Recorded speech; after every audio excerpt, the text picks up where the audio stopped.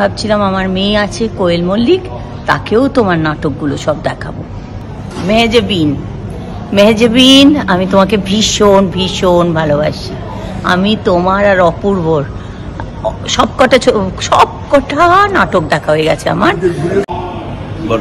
আমি বলবো জি, আপনি বলার আগে আমি বলে দিই, আমি পরিচয় করে দিই। আমাদের বাংলাদেশের অসম্ভব জনপ্রিয় উত্তম কুমারের পরে যিনি রঞ্জিত মল্লিক, উনি আমার সামনে ক্যামেরাতে, আর এখানে বৌদি আছেন। বৌদি মাত্র বললেন উনি বাংলাদেশের ফিল্ম ভীষণ পছন্দ করেন।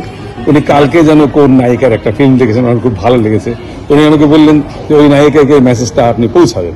বৌদি, কে সে বলেন তো একটু? মেহজাবিন, মেহজাবিন, আমি তোমাকে ভীষণ ভীষণ ভালোবাসি। আমি তোমার আর অপূর্বর সবকটা নাটক দেখা হয়ে গেছে আমার।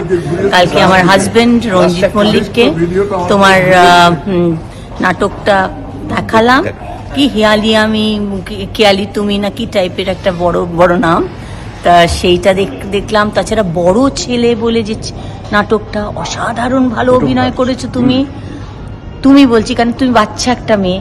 আমি ভাবছিলাম আমার মেয়ে আছে কোয়েল মল্লিক, তাকেও তোমার নাটকগুলো সব দেখাবো। Wish you all the best. Wish you all the best. খুব ভালো পারফরম্যান্স, এক্সেলেন্ট পারফরম্যান্স।